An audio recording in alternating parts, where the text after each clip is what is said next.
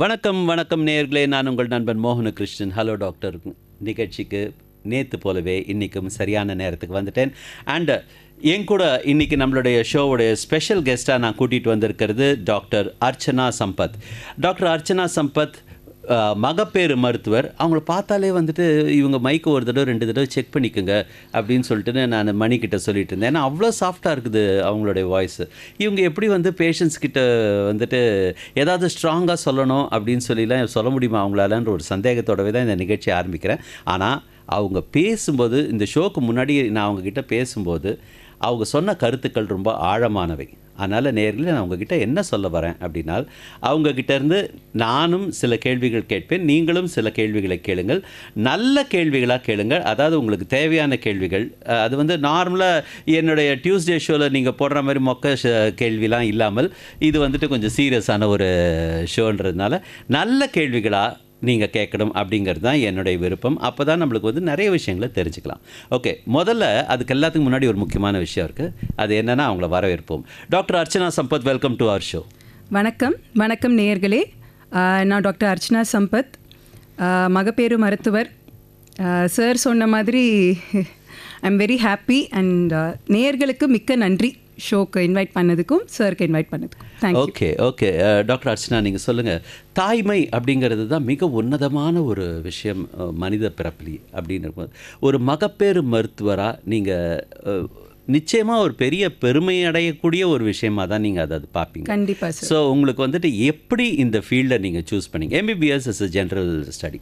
அப்படி இருக்கும்போது நான் வந்து கைனகாலஜிஸ்ட் ஆகணும் அப்படின்ற ஒரு முடிவை எப்போ எடுத்தீங்க, ஏன் எடுத்தீங்க?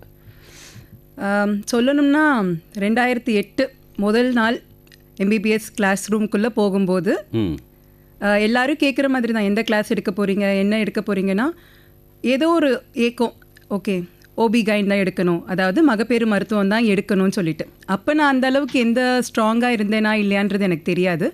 பட் கிளாஸஸ் போக போக போக ஒரு உயிரை சின்னதாக ஸ்கேனில் பார்க்குறதுலேருந்து டெலிவரி பண்ணி அந்த குழந்தைய கையில் அப்பா அம்மா கிட்ட கொடுக்கும்போது அவங்க பார்க்குற அந்த சந்தோஷம், அவங்க கண்ணில் அந்த பார்க்குற அந்த ஆனந்த கண்ணீர், அதுதான் என்னுடைய ஜாபோட சாட்டிஸ்ஃபேக்ஷன். எனக்கு கொடுக்குற அல்டிமேட் சாட்டிஸ்ஃபேக்ஷன் அது. If I can do it life long, வாழ்வு பூரா அதை நான் பண்ணிகிட்டே இருக்க முடியும் அப்படின்னா, அதை விட முக்கியமான ஒரு விஷயம் எதுவும் இருக்காது. And that is the only reason நான் இதை சூஸ் பண்ணதுக்கான காரணம். மிக அருமையாக வந்துட்டு நீங்கள் அதை மனசுலேருந்து வர்ற வார்த்தைகள்ன்றது எனக்கு வந்து அது பளிச்சுன்னு தெரிஞ்சுது. ஓகே, இப்போ நம்ம வந்து we'll go into the subject. இப்போ ஒரு பெண் அவள் வந்து குழந்தை பெற்றுக்கொள்வதற்கு திருமணமானவுடனே குழந்தை பெற்றுக்கணும் அப்படின்னு சொல்லி இருக்கிற அந்த ஒரு ஸ்டேஜில் அவங்க வந்து என்னென்னலாம் செய்யணும்? ஜென்ரலாக வந்து குழந்தை பெற்றெடுப்பதற்கு நல்ல ஒரு ஏஜ் அப்படின்னு பார்க்குறது எப்போ அப்படின்னா, 25லேருந்து 35 வயசுக்குள்ளே நம்ம ப்ரெக்னன்சியை பிளான் பண்ணினோன்றது சொல்கிறது நல்லது. 30க்கு முன்னாடினா ரொம்ப ரொம்ப நல்லது. இதில் வந்து பெண்கள் வந்து முக்கியமாக பார்க்க வேண்டிய 3 விஷயங்கள் என்ன அப்படின்னா, அவங்க ஏஜ் பற்றி நம்ம ஆல்ரெடி சொல்லியாச்சு. அதாவது அடுத்தது வந்து அவங்களோட வெயிட். அவங்க வெயிட் வந்து கண்ட்ரோலில் இருக்கிறது எப்போவுமே நல்லது. நம்ம பாடி மாஸ் இண்டெக்ஸ்ன்னு சொல்லுவோம், அதாவது ஹைட்டுக்கும் வெயிட்டுக்கும் இருக்க ரேஷியோ எப்படி இருக்கணுன்றதை நம்ம சொல்லுவோம். நம்ம இந்தியன் ஸ்டாண்டர்ட்ஸ்க்கு அப்படின்னு பார்க்கும்போது அது 18லேருந்து 23 புள்ளிக்குள்ளே இருக்கணுன்றது. But most of us are little more than that. Weight எப்போவுமே வந்து ஒரு கண்ட்ரோலான இதில் இருக்கணும். And healthy foods. இந்த காலகட்டத்தில் நம்ம எப்போ ஆர்டர் பண்ணாலும் ஸ்விக்கிலையும் சரி, ஜொமேட்டோலையும் சரி, பிளிங்கிட்லேயும் சரி வரலாம். ஐ am very happy about that. But at the same time அதுவே ஹெல்த்தி ஃபுட்டாக சாப்பிட்றதா இருந்தால், காய்கறிகள் அதிகமாக, பல வகைகள் அதிகமாக, நட்ஸ் அதிகமாக இருந்தால் நன்றாக இருக்கும். அது மட்டும் இல்லாமல் சின்ன வயதுலேருந்தே சில பேருக்கு வந்து தைராய்டு இருக்கலாம், சுகர் இருக்கலாம், மற்ற சில நோய்கள், அதாவது ரொம்ப நாள் இருக்கக்கூடிய அளவுக்கு நோய்கள் இருக்கலாம். அதெல்லாம் முன்னாடியே என்னன்றதை அவங்க பார்த்துருந்தாங்க அப்படின்னா it would be better. Okay, இப்போ வந்துட்டு ஒரு பெண் அவங்க வந்துட்டு ப்ரெக்னென்ட் ஆகிட்டாங்க அப்படின்னு அவங்க அடிப்படையிலேருந்து என்னென்னலாம் வந்துட்டு அவங்க அவங்களோட உணவு வகைகள், அவங்களுக்கு வந்து ஏதாவது மருந்து கொடுப்பீங்களா, இல்லை வந்துட்டு what are the suggestions you give to her? நம்ம பிரசவ காலத்தை மொத்தம் 3ஆக பிரிக்கிறோம் சார். அதாவது first trimester, second trimester, third ட்ரைமெஸ்டர்னு நாங்கள் சொல்கிறது மருத்துவத்தில். ஃபஸ்ட் ட்ரைமஸ்டர்ன்றது வந்து 12 வாரம் வரைக்கும், அதாவது 3 மாத காலம் வரைக்கும். அதுக்கப்புறம் 3 மாதத்தில் இருந்து 28வது, அதாவது 7வது மாதம் வரைக்கும் இருக்கின்றது. அதுக்கப்புறம் இருக்கிறது வந்து தேர்ட் ட்ரைமஸ்டர்னு சொல்லுவோம். இந்த ஃபர்ஸ்ட் ட்ரைமஸ்டர் அப்படின்றபோது அவங்க 4 வாரத்தில் பீரியட்ஸ் தள்ளி போகுதுன்னா அவங்க கன்ஃபார்ம் பண்ணுறாங்க ப்ரெக்னன்சியை. ஸோ ஃபஸ்ட்டு நான் எடுத்து சொல்கிறது என்னென்னா, ப்ரெக்னென்ட் ஆயிட்டீங்க அப்படின்றதுக்காக ஒரே இடத்துல உட்காரக்கூடாது. நீங்கள் உங்கள் ரொட்டீன் ஆக்டிவிட்டீஸை எப்போவுமே கேரி அவுட் பண்ணணும். அடுத்தது, டாக்டர்கிட்ட நீங்கள் ஃபர்ஸ்ட் விசிட்டுக்குன்னு வரும்போது டாக்டர் ஒரு மருந்து எழுதி கொடுப்பாங்க. That is call folic acid. அது மெயினாக குழந்தையோட மூளைத்தன்மை வளர்ச்சிக்காகவும் வேறு எந்த ஒரு முதுகெலும்பு தொந்தரவுகள் குழந்தைக்கு வரக்கூடாது, பிறக்கும்போது குழந்தை நன்றாக பிறக்க வேண்டும் என்பதற்காக கொடுக்கப்படுகின்ற ஒரு டேப்லெட். அது மட்டும் இல்லாமல் நிறைய தண்ணீர், மோர், அதுக்கப்புறம் இளநீர் வகைகள், அதுக்கப்புறம் காய்கறிகள், இது எல்லாமே நீங்கள் ரொட்டீனாக எடுத்துக்கலாம். மாமிசம் அப்படின்னு பார்க்கும்போது நாங்கள் சொல்கிறது ஒன்றே ஒன்று தான். எதுவாக இருந்தாலும் அளவில் எடுத்துக்கலாம். குக் பண்ணாமல் இருக்கிற எந்த ஒரு மாமிச வெரைட்டியும் சரி, காய்கறி வெரைட்டியும் சரி எடுத்துக்க வேண்டான்றது one of the very very very very important thing which is to be forward. பச்சை காய்கறி கூட சாப்பிடக்கூடாது அப்போ? ஏன்னா அதில் சில இன்ஃபெக்ஷன்ஸ் இருந்தது அப்படின்னா மதருக்கு sometimes might not be okay sir. அதனால் நாங்கள் சொல்கிறது நல்ல வேக வச்சு நல்ல குக் பண்ண காய்கறியாக இருந்தாலும் சரி, மாமிசமாக இருந்தாலும் சரி சாப்பிடுங்கன்னு சொல்கிறது. அது மட்டும் இல்லாமல் போதுமான அளவுக்கு சாப்பிடலாம். ஒருத்தருக்கு சாப்பிட்டா போதும், 2 பேருக்கு சாப்பிடணுன்றது சொல்கிறது வந்து it's a myth. It is not a fact. ஆமாம், நீங்கள் சொல்கிறது கரெக்ட். ஏன்னா பழங்காலத்திலலாம் எப்படி சொல்லுவாங்கன்னா, நீ இப்போ ஒரு ஜீவன் இல்லை, நீ 2 ஜீவன், அதனால் 2 பேருக்கு சேர்த்து சாப்பிடணும்னு வீட்டு பெரியவங்கலாம் சொல்லுவாங்க. அது வந்து உண்மை இல்லையா மேடம்? கண்டிப்பாக உண்மை இல்லை சார். அவங்களுக்கு வந்து ஃபஸ்ட்டு ஒரு 3 மாத காலம் பார்த்தீங்க அப்படின்னா மோஸ்ட் ஆஃப் தெம் வந்து வாமிட்லேயே சில பேர் வந்து காலத்தை ஓட்டிடுவாங்க. அவங்களால சாப்பிடவும் முடியாது. அந்த டைமில் தான் எடுத்து அம்மா வந்து சாப்பிடுமா, நீ 2 பேருக்கு சாப்பிடுமாண்ணா, அப்படி இப்படி சொல்லிகிட்டே இருப்பாங்க. அதுவும் ரெட்டை குழந்தைங்களாம் இருக்காங்கன்னு வச்சுக்கோங்க, பாவம் நிஜமாக வாமிட்லிங்கில் தான் அவங்களுக்கு வந்து போகும். ஸோ அந்த மாதிரி இருக்கும்போது 2 பேருக்கு சாப்பிடணுன்றது வந்து அப்சல்யூட்லி நாட் நீடட்மா. என்ன தேவையோ அதை பிரித்து 3 வேளையாக சாப்பிட்றோன்றதை நம்ம 5 வேளையாக எடுத்துக்கலாம். ஸோ ஒரு 3 மணி நேரத்துக்கு ஒரு வாட்டி ஃபஸ்ட்டு வந்து ஒரு 2 இட்லி சாப்பிட்றீங்களா, அதுக்கப்புறம் கொஞ்சம் பச்சைப்பயிறு நல்லா வேக வச்சு அந்த மாதிரி சாப்பிடலாம். அதுக்கப்புறம் ஒரு கிளாஸ் மோர் குடிக்கலாம். அதுக்கப்புறம் லஞ்ச் சாப்பிடலாம். ஈவினிங் போல் ஏதாவது பழ வகைகளோ இல்லை நட்ஸ் வகைகளோ எல்லாமே சாப்பிடலாம். ஒரே டைமில் வந்து நான் ஒரு 5 இட்லி சாப்பிடணும் அப்படின்னு எதிர்பார்க்குறது ரொம்ப ரொம்ப கஷ்டமான ஒரு விஷயம். கண்டிப்பாக ப்ரெக்னெண்ட்டாக இருந்தவங்களுக்கு எல்லாருக்குமே இது தெரிஞ்சிருக்கும், கொடுக்கும்போது எவ்வளோ கஷ்டப்படுவோன்னு. ஆனால் நம்ம அது எல்லாத்தையும் மறந்துட்டு திருப்பியும் நம்ம பொண்ணும் மருமகளோ ப்ரெக்னெண்ட்டாக இருக்கும்போது எடுத்து கொடுத்துட்றோம். அந்த ஆங்ஸைட்டி அப்படின்னு சொல்ல. கண்டிப்பாக சார், கண்டிப்பாக நம்ம நல்லா கொடுக்கணும் அப்படின்ற ஒரு கரெக்ட். அது அவங்கள ப்ளேம் பண்ணியும் இல்லை, ஆனால் வந்து டெக்னிக்கலி அது தப்பு அப்படின்னு நீங்கள் சொல்லுங்கள்.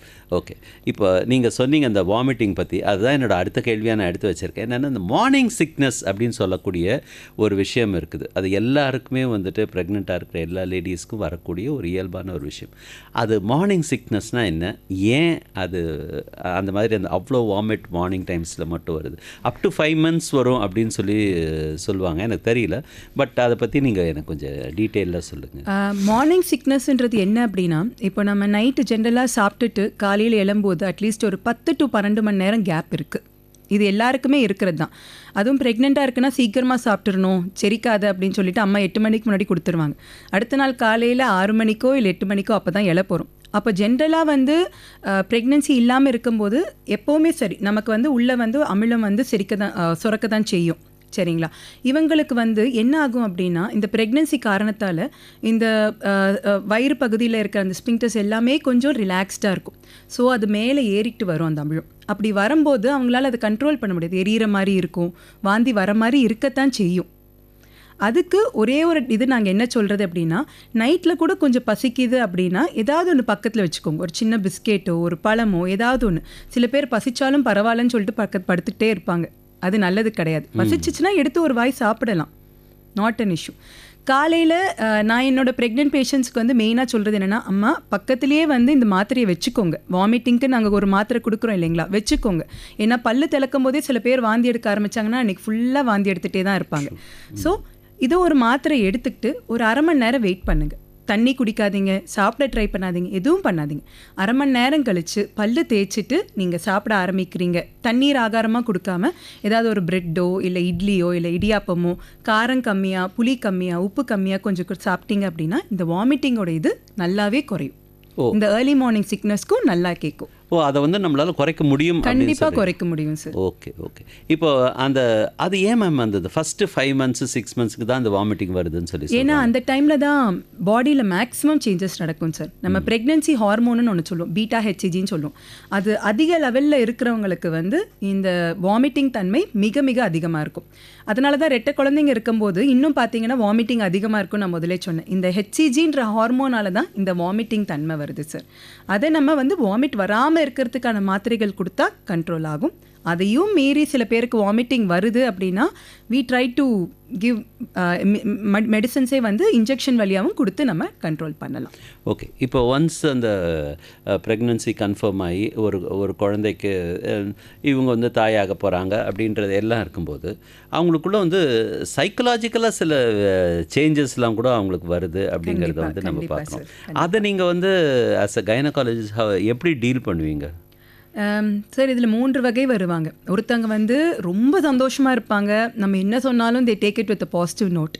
சில பேர் வந்து என் குழந்தைக்கு ஏதாவது ஆயிடுமான்ற ஒரு பயத்திலே வருவாங்க.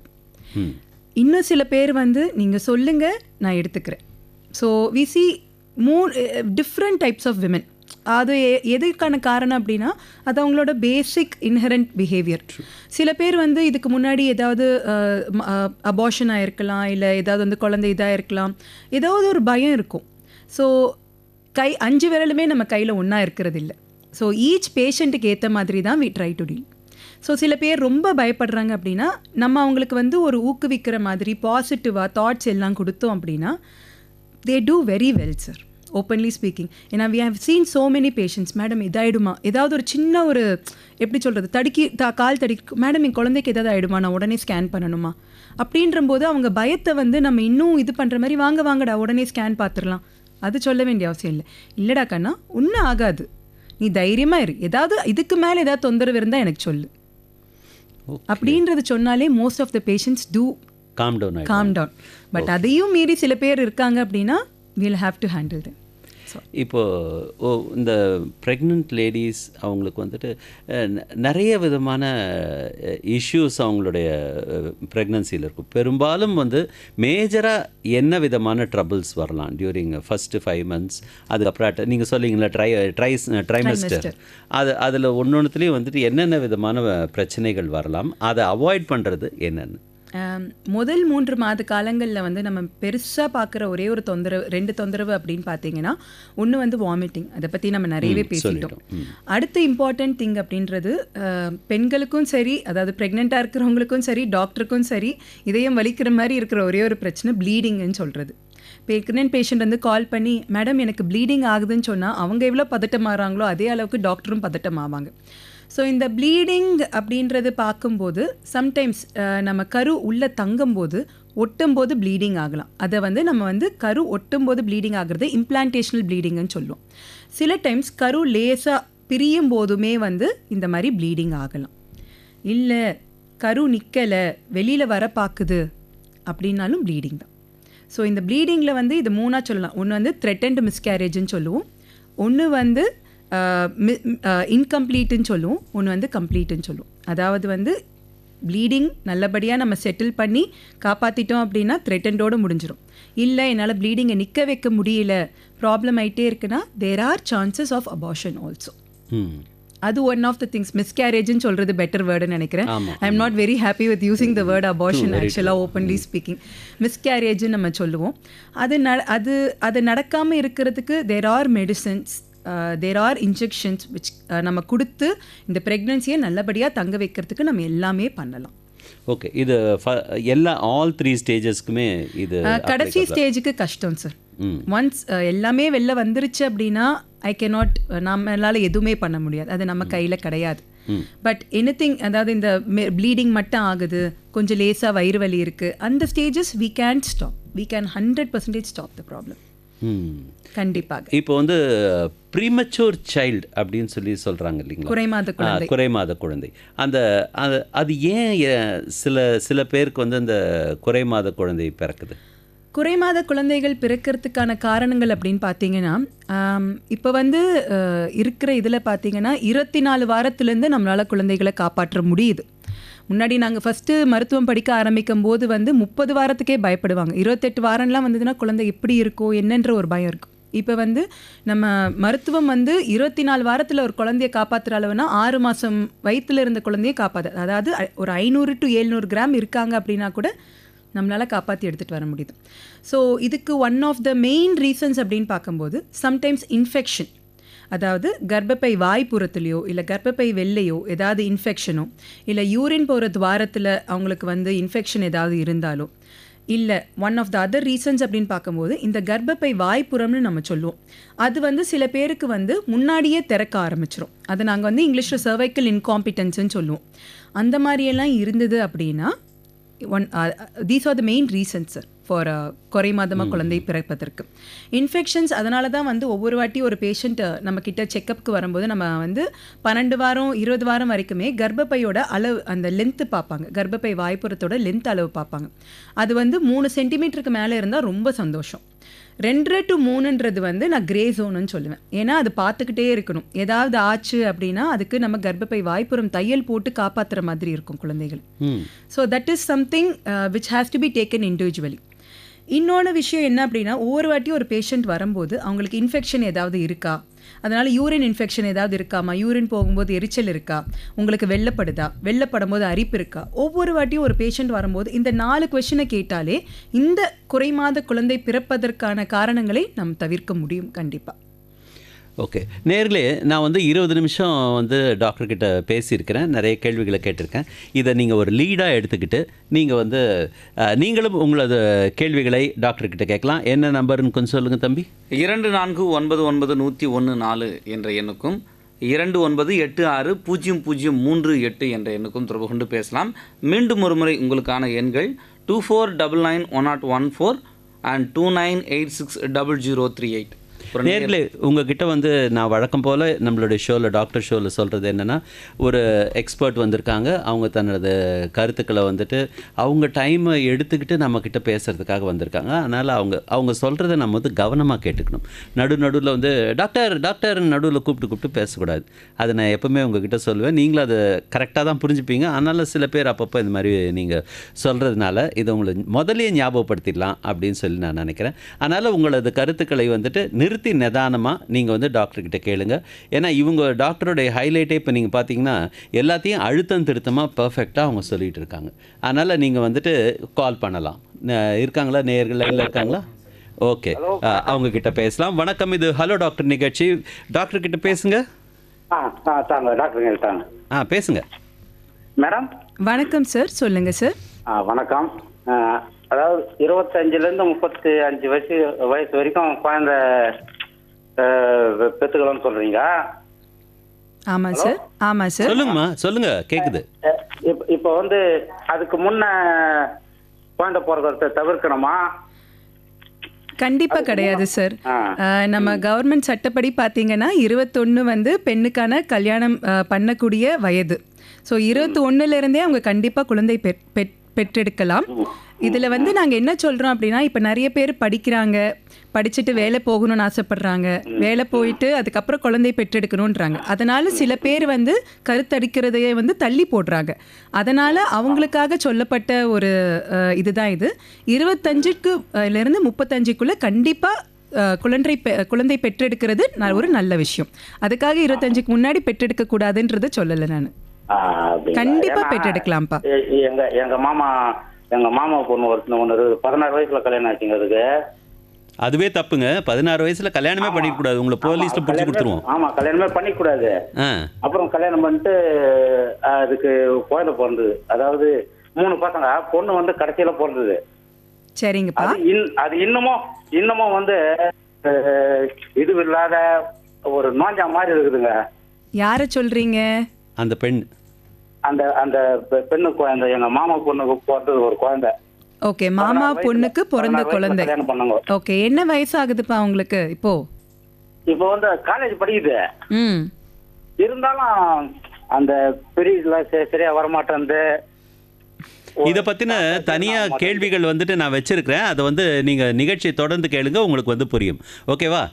ரைட், நன்றி. அடுத்த காலர் இருக்காங்களா? ஓகே, அவங்ககிட்ட பேசலாம். வணக்கம். ஹலோ டாக்டர் நிகழ்ச்சி பேசுங்க. சென்னை பெரியா நகர் சந்திரன் பேசுறேன் சார். சொல்லுங்க சார், டாக்டர் கிட்ட பேசுங்க. வணக்கம் சார், சொல்லுங்க சார். வணக்கம் சார். எங்க மருமக ஒரு 3.5 years முன்ன இடுப்புல ஒரு ஊசி போட்டாங்க நோவு இருக்காம. புரியல சார். அதனால இப்போ இடுப்பு வலி வருதுன்னு சொல்றாங்க. அது எப்படி மேடம்? அதாவது அவருடைய மருமகளுக்கு இடுப்புல ஒரு ஊசி போட்டாங்களாம். எதுக்காக போட்டாங்கன்னு சொன்னா தானே டாக்டர் பதில் சொல்லுவாங்க. வலி வலி வரும்ட்டு, வலி தாங்க முடியலன்ட்டு. குழந்தை பிறக்கும் போது ஊசி போட்டு ஆபரேஷன் ஏதாவது பண்ணி எடுத்தாங்களா? Operation normal delivery madam. Normal delivery தான் பண்ணாங்களா? சரிங்க. Madam okay. எதுக்கு தாங்க முடியாம ஊசி போட்டாங்க? ஓகே, முதுகுல ஊசி கொடுத்தாங்களா இல்ல எங்க ஊசி கொடுத்தாங்கப்பா? முதுகுல தான் மேடம், முதுகுல தான் போட்டாங்க. சரி சரி. இப்போ அவங்களுக்கு நடக்கிறதுல எதுவும் தொந்தரவு இல்லைல்லப்பா? அதெல்லாம் எந்த தொல்லை இல்ல. 3.5 years பேபிக்கு ஆகி போச்சு. நல்லா இருக்காங்க. இடுப்புல சொல்றாங்க. சரி, ஒரே ஒரு கொஸ்டின் தப்பா எடுத்துக்கலனா, அவங்களுக்கு இப்போ இந்த 3 வருஷத்துல வெயிட் ஏதாவது அதிகமா இருக்குங்களா? ஆமா ஆமா ஆகுது. ஜென்ரலாக என்ன ஆகும் அப்படின்னாப்பா, ஃபர்ஸ்ட் வந்து நம்ம குழந்தை பிறக்கும்போது அந்த போஸ்டர், நம்ம தாய் பால் கொடுக்குறோம் பார்த்தீங்களா, அந்த போஸ்டர் சரியில்லைனாலும் சில பேருக்கு முதுகெலும்பில் சில வலிகள் வரலாம். அது மட்டும் இல்லைனாலும் வெயிட் அதிகமாகும் போது நம்ம பாரம் எல்லாத்தையும் நம்ம முட்டிகளும் நம்ம இடுப்பும் தான் தாங்கும். அது கூட ஒன் ஆஃப் த ரீசன்ஸாக இருக்கலாம் இந்த முதுகு வலிக்கு. ஜென்ரலாக ஊசி போடுறதால கண்டிப்பாக முதுகு வலி வரத்துக்கான இது அவசியமே வராது. அதனால் நீங்கள் அதை நினச்சி பயப்பட வேண்டாம். அவங்கள ஒரு ஹெல்த்தி டயட்டும் ப்ராப்பராக ஒரு எக்ஸசைஸும் ஸ்டார்ட் பண்ண சொல்லுங்கள். அவங்க வெயிட் குறைஞ்சாலே கண்டிப்பாக முதுகு வலி குறைஞ்சிரும்ப்பா. அதையும் மீறி குறையலைன்னா கண்டிப்பாக எனி டைம் நீங்கள் வந்து கேட்கலாம். நாங்கள் ஹெல்ப் பண்ணுறதுக்கு ரெடியாக இருக்கோம். Okay ma'am. நன்றி நீங்கள் இந்த கேள்வி கேட்டதுக்கு. அடுத்த நேர் லைனில் இருக்கிறாங்க. ஓகே, இப்போது நம்ம இந்த ப்ரெக்னன்சி தொடர்பாக நம்ம பேசிகிட்டு இருக்கும்போது இன்னொரு விஷயம் என்னென்னா, இப்போலாம் 99% வந்துட்டு அசிஸ்டட் ப்ரெக்னன்சி அப்படின்னு சொல்லக்கூடிய ஒரு, அந்த காலத்தில் சி செக்ஷன் அப்படின்னு சொல்லுவோம் இல்லையா, அதை தான் வந்துட்டு நிறைய ப்ரிஃபர் பண்ணுறாங்க கப்புள்ஸ் அப்படின்னும் வந்துட்டு இருக்குது. டாக்டர்ஸே நிறைய பேர் அந்த மாதிரி சொல்கிறாங்கன்னு ஒரு அக்யூசேஷன் இருக்குது. இது வந்து என்ன ஆக்சுவலாக சினாரியோ என்ன மேம்? அது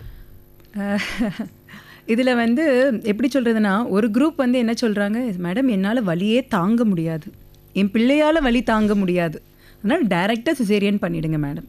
அவங்களே mother, daughter, husband will be unanswerable. என்ன சொல்றதுனே தெரியாம கணவர் நிப்பாரு. நீங்க சொல்ல வேணாம், எங்களுக்கு தெரியும் ஹஸ்பண்ட்ஸுக்கு வாய்ஸே கிடையாதுன்றது எங்களுக்கு தெரியும். எல்லா விஷயத்துலையுமே, இதுல மட்டும் இல்லை, எல்லாத்துலேயுமே. சரி, சொல்லுங்க. இன்னொரு குரூப் என்ன சொல்றாங்க, நாங்க நேச்சுரல் பர்த் ட்ரை பண்ண போறோம்.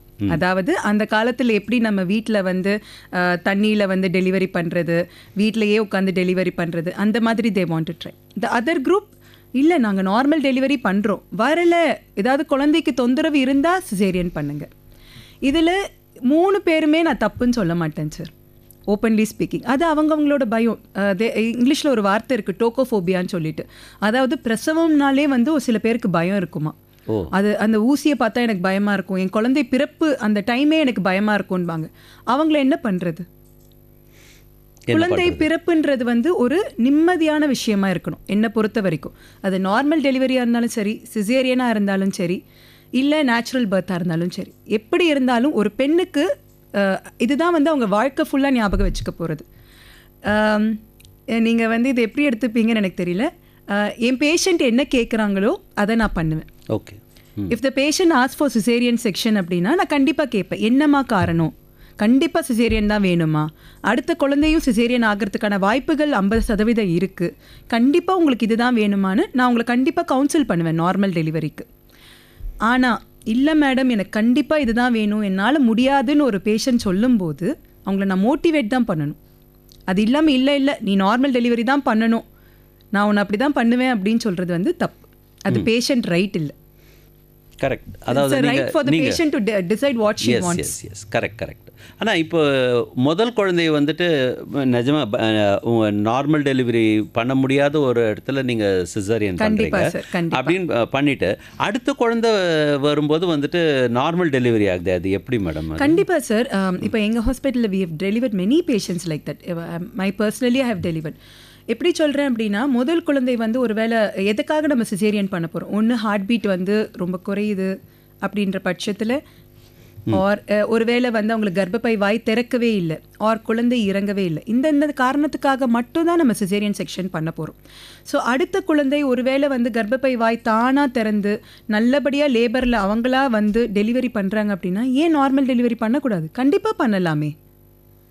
ஏன்னா குழந்தை ஹார்ட் பீட் முன்னாடி குறைஞ்சதால ஆப்ரேஷன் பண்ணியிருக்கோம். அப்போ இந்த வாட்டி கண்டிப்பாக ட்ரை பண்ணலாமே, ஒன்றுமே தொந்தரவு இல்லை. அது அது நார்மலான ஒரு விஷயம், கண்டிப்பாக நார்மலான ஒரு விஷயம். பட் ஆனால் இதுக்கு முன்னாடி கர்ப்பப்பை வாய் திறக்கவே இல்லை, எவ்வளோ ட்ரை பண்ணியும் இந்த வாட்டி திறக்குமா, எனக்கு நார்மல் டெலிவரி ஆகுமா அப்படின்னா அதோட சதவீதம் குறைவு. Okay, right. இப்போ ஒருத்தர் லைனில் இருக்காரு, அவர்கிட்ட பேசலாம். அடாடா, கட் ஆயிடுச்சு. சரி, பரவாயில்ல. இப்போ இருக்காரா? வணக்கம், பேசுங்க. ஹலோ டாக்டர் நிகழ்ச்சி. வணக்கம், நான் வேலூர் மாவட்டம் காட்பாடியிலேருந்து சந்திரசேகர் பேசுறேன். பேசுங்க டாக்டர் கிட்ட. டாக்டர், எனக்கு ஒரு கொஸ்டின். நீங்க பேசின கான்வர்சேஷன்ல தான், அதாவது சொன்னீங்க இப்போ வந்து டெலிவரி ஃபர்ஸ்ட் சிசேரியனா இருக்குன்னா செகண்ட் டைம் சான்சஸ் 50% அகைன் சிசேரியனுக்குன்னு. ஸோ எப்படி இது இன்டர்லிங்க்டா ஆகுது அந்த ரொம்ப பயப்படுறாங்க அப்படின்னு சில பேர் சொன்னீங்களே, அவங்களுக்கு அந்த கவுன்சிலிங் அப்படிங்கிறது டாக்டர்ஸ் எப்படி கொடுக்குறீங்க? உங்களுடைய ரியல் டைம் கேஸ் ஸ்டடியில் ஏதாவது ஒரு இன்ட்ரெஸ்டிங் இன்ஃபர்மேஷன் கொடுத்தீங்கன்னா அது கொஞ்சம் தெரிஞ்சுக்கிறதுக்கு எங்களுக்கு பயனுள்ளதா இருக்கும். கண்டிப்பாமா. இப்போ ரீசெண்டாவே ஒரு 25 வயது பெண்மணி, 23 வயது பெண்மணி ஆக்சுவலா, அவங்களுக்கு வந்து என்னன்னா கல்யாணம் பண்ணிக்கிட்டு குழந்தை தானா நின்றுச்சு. பட் அந்த ஊசி போடுறது, அதுக்கப்புறம் வந்து அந்த வலியை நினைச்சு அவங்களுக்கு ஒரு பயம். என்னால் வலி தாங்க முடியுமா, என்னால் வலி தாங்க முடியாது. கூட அவங்களோட மதரும் வந்து எப்படி சொல்கிறாங்கன்னா, இல்லைம்மா அவங்களால சின்ன வயசுலேருந்தே வலியே தாங்க மாட்டா, நீங்கள் தயவு செஞ்சு நல்லபடியாக ஆப்ரேஷன் பண்ணி கொடுத்துருங்க, எங்களுக்கு குழந்தை நல்லபடியாக வந்துட்டா கையில் போதும். நான் அந்த பெண்கிட்ட கேட்டது ஒரே ஒரு விஷயம் தான், வலி இல்லாமல் நான் உனக்கு நல்லபடியாக நார்மல் டெலிவரி பண்ணி கொடுத்தா ஒத்துப்பீங்களா ஓகே அப்படின்னு கேட்டப்போ அந்த பிள்ளை என்ன சொல்லுச்சுன்னா, எப்படி நீங்கள் எனக்கு வலியே இல்லாமல் டெலிவரி பண்ணுவீங்க, எப்படி ஒரு விஷயமானாலும் வலி இருக்கும். இதில் வந்து ஜென்ரலாக நீங்கள் பார்த்துருப்பீங்க, உங்கள் வீட்லேயும் சரி உங்களுக்கும் சரி டெலிவரி ஆகும்போது நம்ம பார்த்துருப்போம், மருந்து வைப்பாங்க, கர்ப்பப்பை வாய் திறக்கும். பீக் ஆஃப் பெயின் அப்படின்னு பார்க்கும்போது டெலிவரி ஆகிற டைமில் தான் மேக்ஸிமம் இருக்கும். இப்போ நம்ம அதை கண்ட்ரோல் பண்றதுக்கு நிறைய எக்ஸசைசஸ்லாம் சொல்லி தரதுக்கு இருக்காங்க.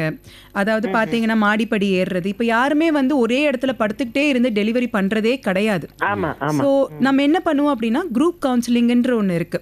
அதாவது இதுக்கு முன்னாடி நார்மலாக டெலிவரி ஆனவங்க இருக்காங்க இல்லைங்களா, தே ஹூ ஹேவ் குட் எக்ஸ்பீரியன்சஸ், அவங்களே இந்த பேஷண்ட்ஸோட நம்ம பேச வைப்போம். ஸோ அந்த இடத்துல நானும் இருப்பேன், டெலிவரி ஆன பேஷண்ட்டும் இருப்பாங்க, டெலிவரி ஆக போகிற பேஷண்ட்டும் இருப்பாங்க. ஸோ இவங்க கிட்ட பேசலாம், என்கிட்டையும் அதே டைமில் பேசலாம். அவங்களுக்கு என்னென்ன டவுட்ஸ் இருக்கோ இது எல்லாமே நம்ம கொடுக்குறோம். இப்போ நம்ம டெலிவரி பண்ணும்போது பேஷண்ட்ஸுக்கு வந்து நான் பெட்லேயே நாங்கள் படுத்துட்டே இருக்கணும்னு சொல்கிறதே கிடையாது. நீங்கள் நடந்துட்டு இருங்க, வாக் பண்ணுங்க, ஒருவேளை நரம்பூசியில் ட்ரிப்ஸ் போகுது அப்படின்னாலும் அந்த ஐவி லைனுடைய நீங்க நடக்கலாம், எக்ஸசைசஸ் பண்ணலாம். நம்ம கீழே வந்து தோப்பிரகாரணம் போடுவோம் பாத்தீங்களா, அதை வந்து இந்த காலத்துல வந்து ஸ்குவாட்ஸ்ன்னு சொல்லிடுறாங்க, சரிங்களா? அது பண்ணுங்க. டக் ஸ்குவாட்ஸ்ன்னு சொல்லுவாங்க, அதாவது வாத்து மாதிரி நடங்க. இந்த மாதிரி நிறைய எக்ஸசைசஸ் இருக்கு. இதெல்லாம் பண்ணாலே தானா பேஷண்ட் வந்து டெலிவரியில வந்து படுக்க போறாங்க. நான் எதுக்கு தேவையில்லாம மருந்து வைக்க போறேன்? நேர மாசத்துக்கு தானா டெலிவரிக்கு வருவாங்க. அழகா நான் ஒரு எபிடியூரலோ இல்ல வந்து அவங்களுக்கு மூச்சு பயிற்சியோ இதெல்லாம் சொல்லி கொடுத்தேன் அப்படின்னா அழகா வலியே இல்லாம டெலிவரி பண்ணிட்டு போவாங்க. And to add on, this 23-year-old girl delivered also naturally, normally, without any pain medications. Oh, that is wonderful. Thank you. அடுத்த காலர் கிட்ட போலாம். வணக்கம், பேசுங்க. இது ஹலோ டாக்டர். பார்த்திபன் சார் பேசுங்க. வணக்கம் சார், சொல்லுங்க சார். வணக்கம் மேடம். அதாவது ஒரு பையன் இருக்கிறான். சரிங்க. அப்போ இப்போ இன்னும் ஒரு 10 இயர்ஸ் கழிச்சு இன்னும் பாப்பா நிக்கல. சரிங்க. பொண்ணு வயசுக்கு 35 வயசு ஆகுது. ஓகேங்க. கொஞ்சம் உங்களுடைய ரேடியோ வால்யூமை குறைச்சிக்கிறீங்களா இல்ல ஆஃப் பண்ணிடுறீங்களா? ஓகே சார், நான் தள்ளி வந்துடுறேன் சார். சரி. இப்போ கேக்குதுங்களா மேடம்? கேக்குதுப்பா, சொல்லுங்கப்பா. அதாவது நிக்கல பாப்பா. சரிங்கப்பா, இப்ப ட்ரை பண்ணிட்டு இருக்கோம். சரிங்க. வேற ஏதாவது தொந்தரவு இருக்குங்களா உங்களுக்கு? உங்க மனைவி கூட இருக்காங்களா சார்? பேச முடியுமா? அவங்க கீழே இருக்காங்க. சரி. எனக்கு தான் கொஞ்சம் ப்ராப்ளம் இருக்கு சார் மேடம். அவருக்கு பிரச்சனைகள் இருக்கு. பேச முடியுங்களா? என்ன தொந்தரவுன்றது எப்படின்றது பேச முடியுங்களா? சரி, ஓகே, புரியுதுப்பா, புரியுது. இதில் வந்து ஒன்றும் தொந்தரவு இல்லை. இது 10 வயசில் ஒரு குழந்தை இருக்குது, அடுத்த குழந்தைக்கு நீங்கள் கண்டிப்பாக பிளான் பண்ண ஆரம்பிக்கலாம். இதில் எந்த தொந்தரவும் இல்லை. உங்களுக்கு என்ன ஒரு தொந்தரவாக இருந்தாலும் சரி, உங்கள் மனைவிக்கு என்ன ஒரு தொந்தரவாக இருந்தாலும் சரி, இதில் பேச முடியலனாலும் நீங்கள் நேர்முகமாக வந்து பேசணும்னு நினச்சாலும் வந்து பேசலாம். என்ன மாதிரியான தொந்தரவுன்றதை பார்த்துட்டு தான் நம்ம ஃபர்தராக ட்ரீட்மெண்ட் கண்டிப்பாக பண்ண முடியும். அது நீங்க பேசினாதான் என்னால வந்து ட்ரீட்மெண்ட் கண்டிப்பா சொல்ல முடியும். பயப்பட வேண்டிய அவசியம் கிடையாதுங்க. சொல்லுங்க. கட் ஆயிடுச்சா? ஓகே, அடுத்த நேர் இருக்காரா லைன்ல, அவர்கிட்ட பேசலாம். வணக்கம், பேசுங்க. ஹலோ. பேசுங்க. நார்த் சென்னையில இருந்து பேசுறேன் மேடம். வணக்கம் சார். கொஞ்சம் உங்க ரேடியோ வால்யூம் ஆஃப் பண்ணுங்க சார் ப்ளீஸ். ஆஃப் பண்ணிட்டேன் நான் ஆக்சுவலா. கிளாரிட்டி இல்ல உங்க வாய்ஸ்ல, கொஞ்சம் தள்ளி வந்து பேசுங்க. ஆனா டாக்டர் கிட்ட பேசுங்க. நான் கார் டிரைவ் பண்ணிட்டு இருக்கேன். அப்போ கார் டிரைவ் பண்ணிட்டு பேசக்கூடாது சார், காலை கட் பண்ணிவிடுங்க. நீங்கள் காரை ஓரமாக நிறுத்திட்டு அப்புறம் பேசலாம், ஓகேவா? பை. அடுத்த காலர்கிட்ட போகலாம். வணக்கம், பேசுங்க. இது ஹலோ டாக்டர் நிகழ்ச்சி. ஓகே, இல்லை, சரி மேம். இப்போது நீங்கள் சொல்லிகிட்டு இருந்தீங்க, அட்லீஸ்ட் ஒரு நேர் வந்துட்டு he was good enough to come and say I have a problem. அதுவே வந்துட்டு இப்போ நம்மளுடைய சொசைட்டியில் வந்து ரொம்ப அரிதான ஒரு விஷயமா இருக்கக்கூடியது.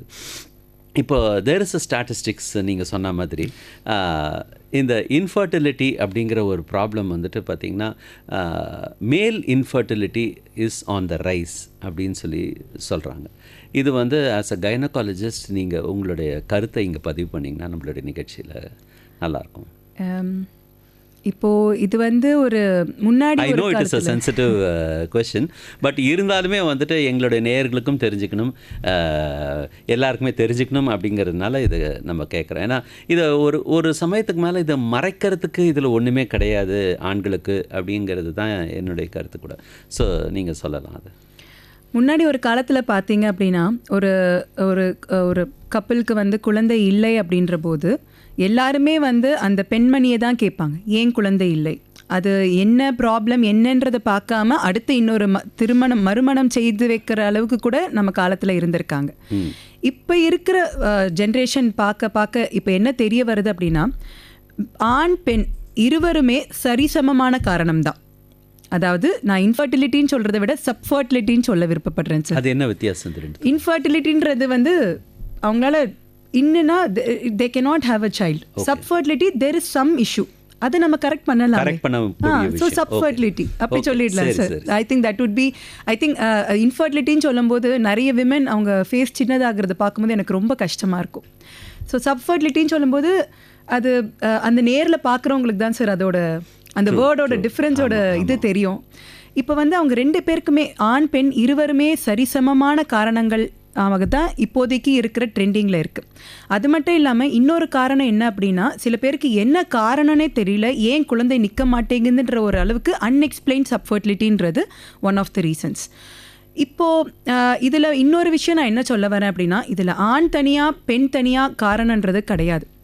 கல்யாணம் ஆகியாச்சு, ஒரு கப்பிள் நான் நீ ஒன்றுன்ற இதில் முடிவு எடுத்துக்கிட்டு தான் நம்ம முன்னாடி போய் ட்ரீட்மெண்ட் பார்க்கணுமே தவிர அவருக்கு தான் மேடம் பிரச்சனை, இல்லை மேடம் அவளுக்கு தான் பிரச்சனை இப்படின்ற ஒரு கருத்து முதல் நான் வர அன்றைக்கே சொல்லிடுவேன். மேடம் இதை எடுத்து அந்த பக்கம் வச்சுட்டு நம்ம ட்ரீட்மெண்ட் ஆரம்பிக்கலாம், அப்போ தான் கண்டிப்பாக சக்ஸஸ் வரும்ன்றதை நான் சொல்லிடுவேன்.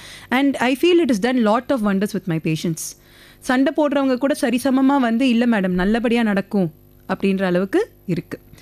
மென்னுக்கு மெயினாக சார் கேட்ட கொஷனுக்கு ஆண்மையில் வந்து இப்போ ஆண் மகன்களுக்கு என்ன ப்ராப்ளம் இருக்குன்னா, நிறைய பேருக்கு வந்து குடிப்பழக்கமோ போதை பழக்கம், அது மட்டும் இல்லாமல் ஸ்மோக்கிங், அதுக்கப்புறம் அன்ஹெல்தி ஃபுட் ஹேபிட்ஸ், இன்னொன்று நிறைய பேர் வந்து உடல் எடை குறைக்கணும், நல்ல பாடி பில்ட் பண்ணணும் அப்படின்றதுக்காக சில வகைகளான இன்ஜெக்ஷன்ஸ் இதெல்லாம் யூஸ் பண்ணும்போது அவங்களோட ஆண்மையோட அவங்களோட தன்மை வந்து குறையுது.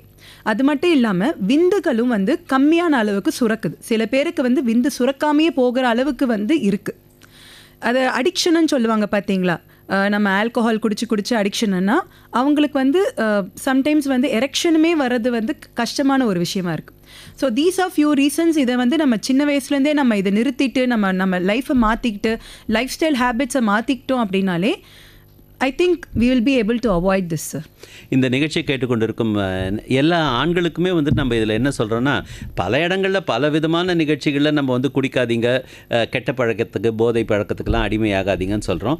இது நம்மளுடைய அடுத்த சந்ததியே உங்களுக்கு இல்லாமல் போகிறத அவாய்ட் பண்ணோன்னா நீங்கள் அதெல்லாத்தையும் நீங்கள் தடுக்கணும் அப்படிங்கிறது இந்த நிகழ்ச்சி மூலமாக நம்ம ரொம்ப அழகாக சொன்னீங்க டாக்டர் வந்து நம்மளுக்கு ரொம்ப கிளியராக எக்ஸ்பிளைன் பண்ணியிருக்காங்க. இதை விட வந்து கிளியராக நம்மளால் புரிஞ்சிக்கக்கூடிய மாதிரி வந்து சொல்லவே முடியாது. ஆனால் நேயர்களே கவனமாக இருங்கள், அதை தான் எங்களால் சொல்ல முடிஞ்சது. இப்போ நம்ம வந்து வில் கோ பேக் டு இது ஆல்மோஸ்ட் சேம் சப்ஜெக்ட், ஆனால் கொஞ்சம் ஒரு சின்ன சேஞ்ச். அதாவது இப்போல்லாம் லேட்டஸ்ட் ட்ரெண்ட் என்னன்னு பார்த்தீங்கன்னா, கல்யாணம் வந்து ஒரு வருஷம் 2 வருஷம் கொஞ்சம் லேட்டாக கல்யாணம் பண்ணிக்கிறாங்கன்றது that is one thing.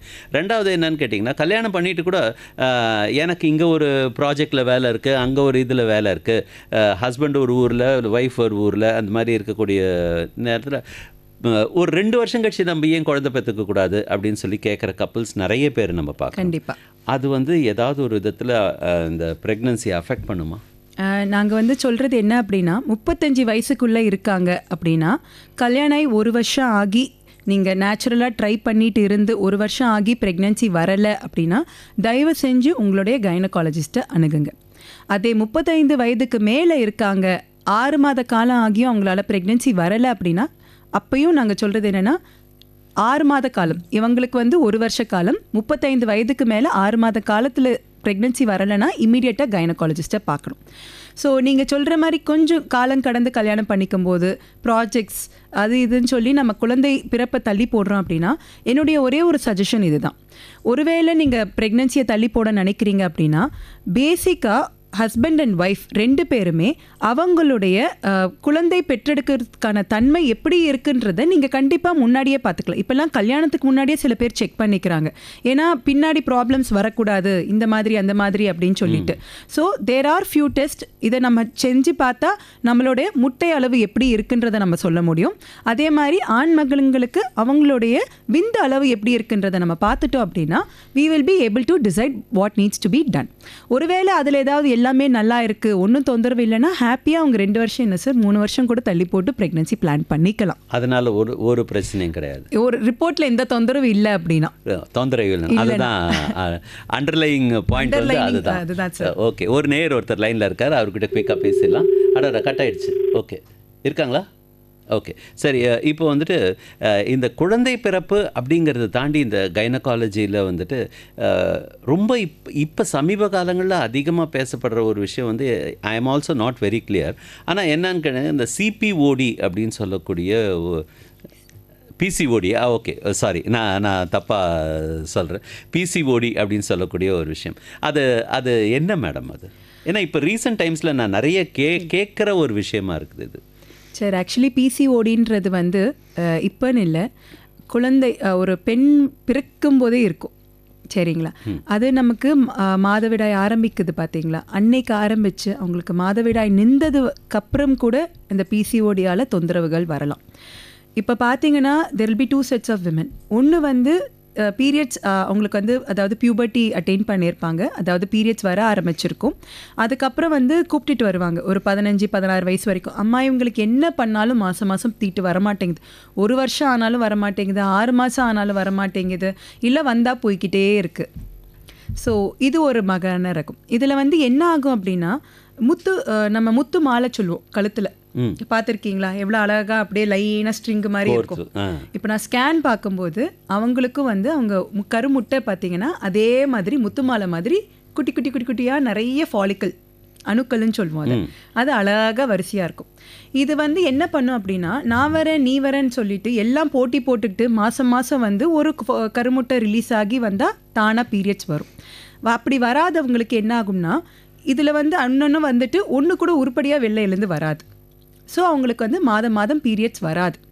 So இந்த மாதம் பீரியட்ஸ் வராததால் என்ன ஆகும் அப்படின்னா, அவங்களுடைய ஜென்ரல் லைஃப் ஸ்டைல், வெயிட் போடுறது, அதுக்கப்புறம் வந்து அதிகமாக சாப்பிட்றது, கம்மியாக சாப்பிட்டாலுமே வெயிட் எக்கச்சக்கமாக போடுறது, இதெல்லாம் ஃபியூ கண்டிஷன்ஸ். இதை நாங்கள் மெட்டபாலிக் சிண்ட்ரோம்னு சொல்லுவோம். சில பேருக்கு வந்து டயபெட்டிஸ் முன்னாடியே வரத்துக்கான வாய்ப்புகளும் இந்த பிசிஓடியால் இருக்குது. அது அந்த கேள்வியை நான் வச்சிருக்கிறேன். சரி, சொல்லுங்க. இது ஒரு குரூப். இந்த சின்ன வயசில் ஏன்னா அவங்க வந்து பார்த்தீங்கன்னா உங்களுக்கு வந்து ஆண்கள் போன்ற முடி வளருது, மீசை கிட்ட தாடி மாதிரி வளருது. ஸோ இந்த கஷ்டங்களோட சிறு குழந்தைகள் அவதிப்படுறாங்க. இது ஒரு இதுக்கு மெயினாக நாங்கள் சொல்கிறது எப்படின்னா, மேடம் அவங்க வெயிட் கெயின் பண்ணியிருக்காங்க அப்படின்னா அவங்கள ஏதாவது ஒரு ஹெல்த்தி லைஃப் ஸ்டைலுக்கு கூப்பிட்டு போங்க. அவங்க சாப்பிட்றாங்க அப்படின்னா don't give them every thing. Oil food, spicy food, இந்த பிரியாணி, பீட்சா, ஜங்க் இது எல்லாத்தையுமே கட் பண்ணுங்கள். சாக்லேட்ஸை அப்சல்யூட்டாக கட் பண்ணுங்கள். குழந்தைங்களாக வரும்போது நான் சொல்கிறேன், இந்த 16-18 வயசுக்குள்ளே வரும்போது நான் சொல்கிறேன், வெயிட் லாஸ் பண்ணுறது இஸ் அ வெரி குட் இதுன்னு சொல்கிறது. 5% கூட வெயிட் லாஸ் ஆனால் கண்டிப்பாக அந்த குழந்தைக்கு மாதம் பீரியட்ஸ் வரதுக்கான கேரண்டி கண்டிப்பாக இருக்குது. ஸோ அப்படின்னா வந்து வெயிட் வந்து ஓவர் வெயிட்டாக இருக்கிற குழந்தைகள் வந்து வெயிட்டை குறைச்சாங்கனாலே இந்த பிரச்சனை தீர்ந்து போயிடும். கண்டிப்பாக. ஏன்னா நான் மாதம் மருந்து கொடுத்தா வருது. That is not the treatment sir. நம்ம வாழ்வாதாரத்தை மாற்றினா தானே அதுவும் மாறும். வாழ்வாதாரத்தை மாற்றாமல் மாத்திரையை முழுங்கிட்டே இருந்தா that is not the treatment இல்லைங்களா? கரெக்ட். நேயர்களே, நீங்கள் தாய்மார்கள் நீங்கள் இந்த நிகழ்ச்சியை கேட்டுட்டு இருக்கிறவங்க கட்டாயம் உங்கள் குழந்தைகள் கொஞ்சம் எக்ஸசிவ் வெயிட்டாக இருந்தாங்கன்னா இது வந்துட்டு ரொம்ப சிம்பிளாக இவங்க சொல்லியிருக்கிற அவங்களுடைய வெயிட்டை குறைச்சாலே எந்த பிரச்சனைகளும் வராது, இது தொடர்பான பிரச்சனைகள் வராதுன்னு சொல்லியிருக்காங்க. தயவுசெய்து அதை நீங்கள் ஃபாலோ பண்ணணும் அப்படின்னு சொல்லிட்டு நம்ம நிகழ்ச்சி மூலமாக நாங்கள் உங்களுக்கு கேட்டுக்கிறோம். நீங்கள் தொடர்ந்து சொல்லுங்கள். இதை தவிர வேறு ஏதாவது பிரச்சனைகள் இருக்கா? பிசிஓடி அடுத்த செட்டுக்கு வரும். அதாவது இந்த குழந்தை பிறக்கும் டைம் மேலே அவங்களுக்கும் அகெயின் அவங்களுக்கு மாதம் பீரியட்ஸ் வரப்போகிறதில்ல, கருமுட்டை ரிலீஸ் ஆக போகிறதில்ல. ஸோ அப்படின்னு இருக்கும்போது அவங்களுக்கும் குழந்தை பிறக்கிறதுக்கான டைம் வந்து கொஞ்சம் அதிகமாக எடுத்துக்குது. அவங்களுக்கு we also assist in ovulation சொல்லுவோம் இல்லைங்க, கருமுட்டை ரிலீஸ் ஆகுறது. அதுக்கு நாங்கள் அசிஸ்ட் பண்ணுறதுக்கு வி டூ கிவ் டேப்லெட்ஸ். ஏன்னா அவங்களுக்கு வந்து வெயிட் லாஸ் பண்ணுறவங்க முடிஞ்சு ப்ரெக்னென்ட் ஆகிறவங்களுக்கு வெல் அண்ட் குட். அது ஆகாதவங்களுக்கு we try to give few tablets and help them conceive easily and naturally. இவங்க 2 குரூப்புமே it is very easy to handle sir, openly speaking. But இதுக்கப்புறம் அந்த ஒரு ஏஜ் குரூப் இருக்குது, 40, 50, 60.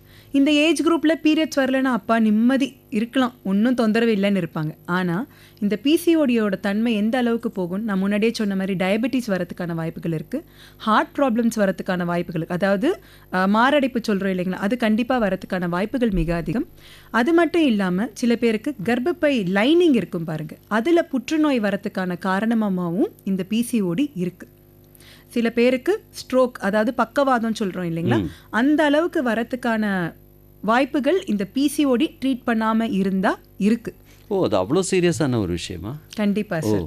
ஏன்னா நம்ம வந்து என்ன நினைக்கிறோம், இந்த டைமுக்கு எனக்கு பீரியட்ஸ் வந்துட்டா போதும், இந்த டைமுக்கு எனக்கு குழந்தை வந்துட்டா போதும், நம்ம 35 வயசுக்கு அப்புறம் வேலை முடிஞ்சிருச்சு, அது வந்தால் வரட்டும் வரலைன்னா போகட்டும்னு விடுறோம். It is not like that. நிறைய பெண்கள் பார்த்தீங்கன்னா குழந்தை பிறந்ததுக்கப்புறம் வெயிட் போட்டுட்டு அதை குறைக்க மாட்டாங்க. ஸோ அது இன்னும் ஒரு அக்ரவேட்டிங் ஃபேக்டராக தான் இந்த பிசிஓடிக்கு இருந்து இவ்வளவு ப்ராப்ளமும் வரத்துக்கான வாய்ப்புகள் மிக மிக மிக அதிகம். ஓகே, இப்போ நான் back to the pregnancy subject. இப்போ ப்ரெக்னெண்ட்டாக இருக்கும்போது திடீர்னு டயபெட்டிஸ் வருதே மேம், அது வந்துட்டு ஏன் திடீர்னு ஒன்றும் டயபெட்டிஸே இல்லாதவங்களுக்கு கூட சடனாக வருது, அதுக்கு என்ன அடிப்படையான காரணம்?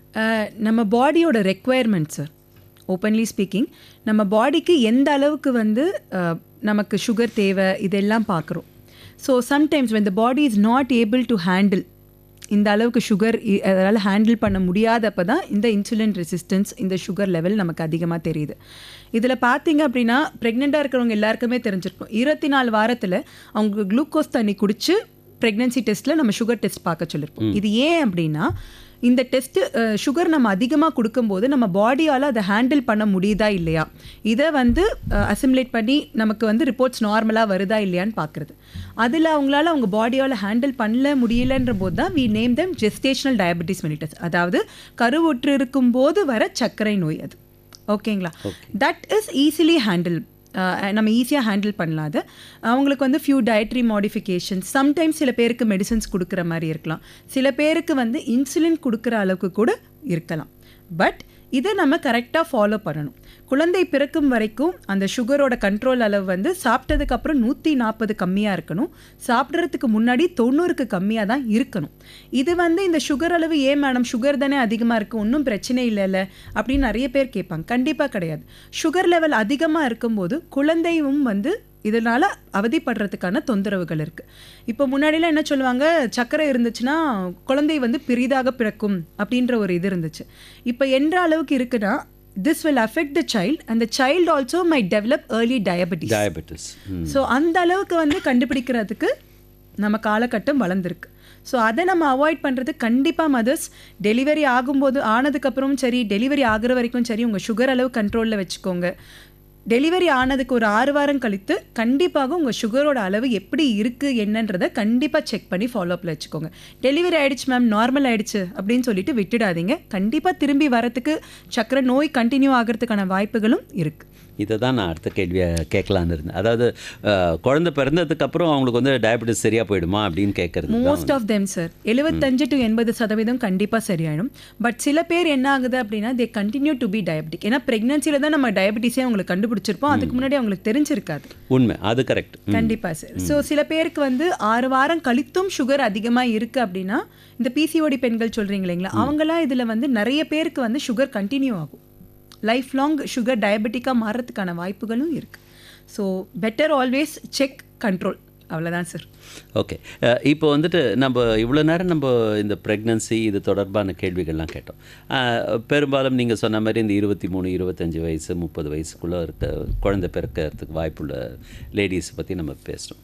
இப்போது around 40 years of age menopause அப்படின்னு சொல்லக்கூடிய ஒரு விஷயம் வந்து இப்போ நிறைய நியூஸ் பேப்பர்ஸில் பார்த்திங்கன்னா இதை பற்றி எழுதுகிறாங்க. அவேர்னஸ் கேம்பெயின்ஸ் நடக்குது.